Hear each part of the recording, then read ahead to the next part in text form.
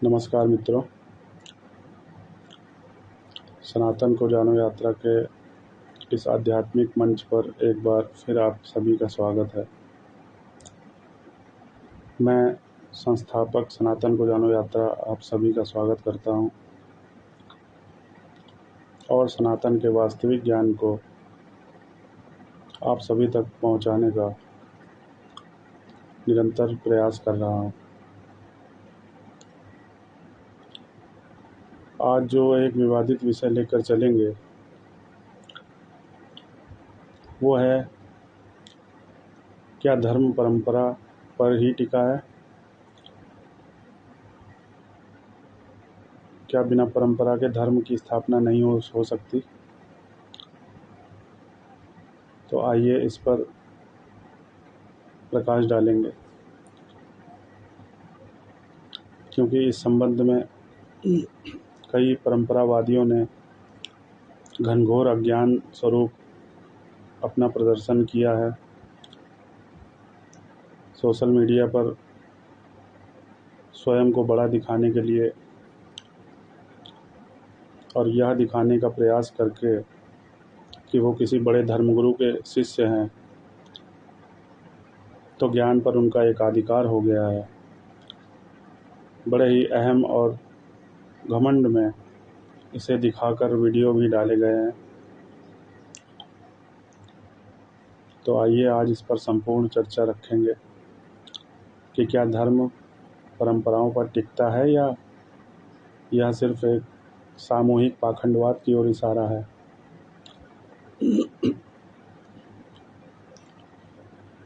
तो मित्रों, जैसा कि सनातन को जानो यात्रा की स्थापना करने में हमारा सर्वप्रथम उद्देश्य यही था कि हम बिना किसी औपचारिक प्रमाणों के सनातन के वास्तविक स्वरूप को लाने का प्रयास करेंगे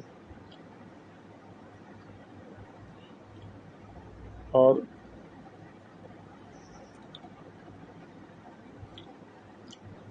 उसे सभी तक पहुंचाने का प्रयास करेंगे। और जैसे जैसे विवादित विषय हमारे संज्ञान में आते जा रहे हैं, हम उन पर वीडियो बनाते रहते हैं और उसे अपने चैनल पर सनातन को जानो यात्रा में भी अपलोड किया जा रहा है।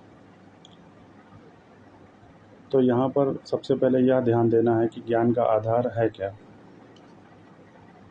मित्रों, ज्ञान का जो आधार है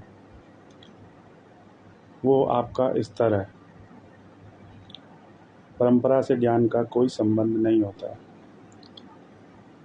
क्योंकि धर्म पहले आया, परंपराएं बाद में आई हैं, न कि परंपराएं पहले आई और धर्म बाद में आया। इसलिए यह मान लेना कि जैसे कि सनातन को जानो यात्रा में हमने किसी भी गुरु की शिष्यता नहीं ले रखी है, और हमने पूर्व के वीडियो में यह भी कहा कि ज्ञान प्राप्त करने के लिए गुरु का होना ही एक प्राथमिक शर्त नहीं है। इसके अतिरिक्त भी ज्ञान प्राप्त किया जा सकता है, क्योंकि गुरु जो शब्द है वो तत्व का स्वरूप है। पाखंड और ढोंग के कारण गुरु को शरीर से जोड़ दिया गया है, जबकि गुरु तो तत्व रूप में विद्यमान है। इसीलिए उसे ब्रह्मा विष्णु महेश की भी संज्ञा दी गई है, क्योंकि निरंतर ही समय समय पर ब्रह्मांड द्वारा या ब्रह्म द्वारा ब्रह्मा विष्णु महेश अपने कार्यों को करते रहते हैं, साकार रूप में अपने कार्यों को करते रहते हैं। और जो भी धर्म को केवल परंपराओं का आधार मानते हैं, उनसे हमारा यह प्रश्न होगा कि वो बताएं कि अगर धर्म द्वारा ही, परंपरा द्वारा ही धर्म की स्थापना संभव होता या परंपराओं द्वारा ही धर्म का ज्ञान किसी को प्राप्त हो जाता, तो कृष्ण गोवर्धन लीला क्यों करता? क्या कृष्ण को गोवर्धन लीला करने की आवश्यकता थी? क्योंकि उसके ग्रामवासी तो परंपरा पूर्वक इंद्र की पूजा कर रहे थे, जबकि कृष्ण ने गोवर्धन पर्वत की पूजा का शुरुआत प्रारंभ कराया।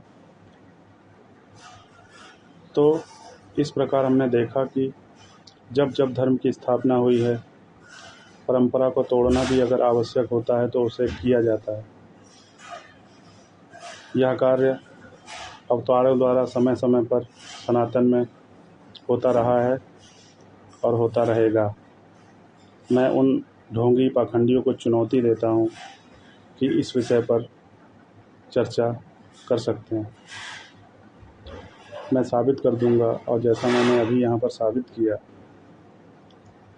कि धर्म का केवल परंपराओं से संबंध नहीं होता है।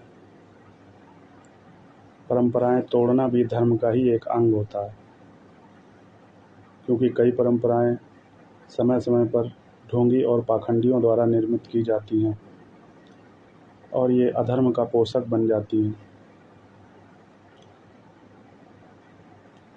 जबकि इसकी समाप्ति के लिए सनातन को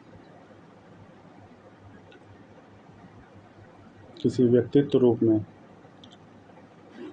अवतरित होना पड़ता है, जिससे कि इन पाखंडियों और ढोंगी परंपरावादियों का द्वारा फैलाए गए अधर्म का सर्वनाश किया जा सके। यही हमने गोवर्धन लीला में देखा कि किस प्रकार कृष्ण ने अपने ग्रामवासियों को इंद्र की पूजा से दूर करके गोवर्धन पूजा की तरफ मोड़ा, क्योंकि वो एक गलत परंपरा बनाई गई थी, जो कि काफ़ी वर्षों से जारी थी। और यह परंपरा का आधार जो था वो एक प्रकार का डर था, और डर के कारण जो परंपराएं बनाई जाती हैं वो केवल एक ढोंग और पाखंड की ओर संकेत होता है। क्योंकि कृष्ण के ग्रामवासियों को यह डर था कि अगर वो इंद्र की पूजा नहीं करेंगे तो उनका गांव समाप्त हो जाएगा। जैसा कि हमने देखा भी कि फिर इंद्र ने रुष्ट होकर वहाँ पर तेज वर्षा, आपदाएं आदि की, जिसका कि ग्रामवासियों को काफ़ी सामना भी करना पड़ा, लेकिन अंततः इंद्र को हार मानना पड़ा और वर्षों से जारी इंद्र की पूजा करने का जो परंपरा थी वो उसे कृष्ण ने समाप्त किया। इसलिए केवल परंपराओं को धर्म का आधार मानना पूर्णतया ही एक ढोंग पाखंड से ज़्यादा कुछ नहीं है। और मैं यहाँ बता देना चाहूँगा कि जब जब धर्म की हानि होगी तो वो अधिकांशतः परंपरा के कारण ही होती है। इसे मैं एक दूसरे उदाहरण से भी जोड़ना चाहूँगा। जैसे आज भारतीय राजनीति में जो भ्रष्टाचार की परंपरा है, राजनीतिज्ञों की धनबल और बाहुबल की जो परंपरा है, क्या इसे उचित कहा जा सकता है? क्या चुनावों के दौरान जो दारू, पैसा और प्रलोभन बांटे जाते हैं, क्या इसे उचित कहा जा सकता है? कौन नहीं चाहेगा कि ये परंपराएं समाप्त हों? हमें नहीं लगता कि परंपराओं का धर्म से पूर्णतया रूप से संबंध है, क्योंकि परंपराएं सदैव धर्म का अनुसरण करती हैं और करती रहेंगी। धर्म ने कभी परंपराओं का अनुसरण नहीं किया है और ना आगे कभी करेगा।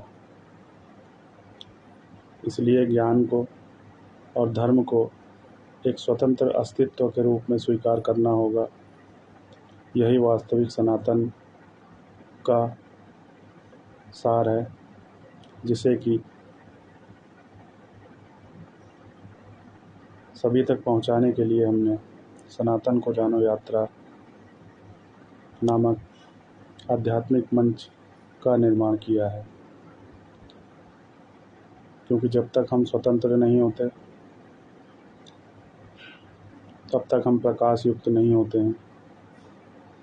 जैसे सूर्य स्वतंत्र रहकर भी सबको प्रकाश देता है, वैसे ही सनातन का ज्ञान उसी के लिए है जो स्वतंत्र रह सकता है। क्योंकि बंधना और बांधना सनातन का कार्य नहीं है। हमें लगता है इस वीडियो में कुछ बताए गए ज्ञान को समझने में आपको सरलता होगी और इस ढोंग और पाखंड से भी बाहर निकलने में आसानी होगी कि केवल परंपराएं ही धर्म का आधार है। तो आगे चलेंगे किसी अन्य विवादित विषय की ओर, उस पर वास्तविक ज्ञान लाने का प्रयास करेंगे और उस पर प्रकाश डालेंगे। तब तक के लिए धन्यवाद।